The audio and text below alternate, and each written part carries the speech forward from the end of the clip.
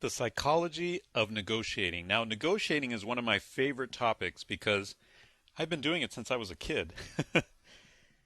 In this lecture, you're going to learn all the ins and outs of negotiating specifically at flea markets. You know, there is a whole psychology to the flea market seller that you've got to understand if you want to get amazing deals at flea markets. You see, at flea markets, negotiating is expected, especially when you're buying a large group or a large lot of products. If you're buying, for example, wholesale and you say, hey, how much for this whole box? You know, you can do some amazing deals that way. Sellers know all about buying wholesale because that's what they do. And they know that when you buy any quantity larger than one, you deserve a break. At least that's how most sellers think. Now, the other day, actually, when was it? Monday, a couple days ago, I was at one of my favorite flea markets, and I made an offer on a little Mad magazine book. It was a book about spy versus spy. And it's just an old book. It's not worth much. It's maybe worth, $2 or $3. And I wasn't buying it to resell it. I was buying it because my boys like the Mad TV show, and they like the spy versus spy clips in that show.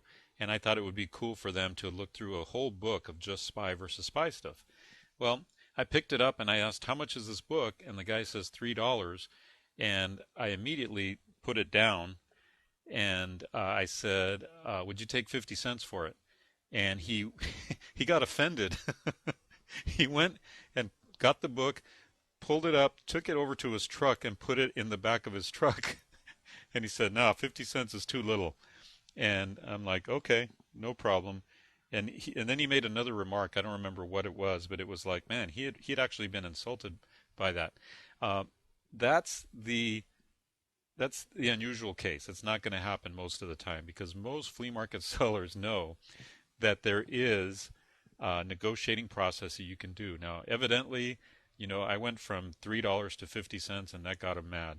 But to me, that was all it was worth. It was worth 50 cents. I could maybe buy it for $1. I didn't really want it that badly, so I made an offer, and apparently I offended him. So, you know, you know that when you're offending flea market sellers in a negotiation, you know that you're doing a good job of negotiating, okay? Because typically they're not going to be offended. Uh, Now, not only is it okay to ask for a lower price when negotiating, but you might be amazed at what amazing deals you'll get just by asking. I've often gotten 25% off, 50% off, even 70% off just by making an offer. Unfortunately, in today's society, we are not taught to negotiate. So I want to go into the psychology of negotiating. I want to go into it from the seller's point of view. Remember, understanding the seller's point of view is going to help you make better deals. So if you're making an offer on a lot, let's say that you're asking, hey, how much for a dozen of these? How much for, this whole box of these? That's a lot, right? The seller is typically thinking, whoa, this buyer is going to take all of these off my hands? This is a serious buyer. I like that. It automatically predisposes that seller to you because you're going, hey, I want to buy this whole chunk off of you, meaning I want to give you a lot of money, a lot more than just the onesie twosie buyers that come along. And I'm also making your job easier because you won't have to load this big box of stuff back into your truck and potentially bring it back and forth several times and all that. Believe me, as sellers, as flea market sellers, because I was one for over 10 years, we hate the thought of loading and unloading stuff. It's like the worst part of selling at flea markets. And if you can make their job easier by saying, hey, let me take this whole big box off your hands, how much for all of it? Man, they love that. So that's their thinking. The other thing they may be thinking is, cool, I don't have to load them or unload them anymore. Awesome, let's make a deal. They're very open to that. See, they are all about inventory turnover. Some of them are more focused on selling as quickly as possible, and price is not as much of a concern. Or maybe they just got an amazing deal on this stuff, and just about any amount of money they get for it is amazing to them, and they'll take it. So be aware of that. These guys are getting amazing deals on their own, in their own right, and all they want to do is quick flip it, quick flip it, quick flip it, turn it into more money, turn it into more money, turn it into more money. They're not as concerned with getting their price.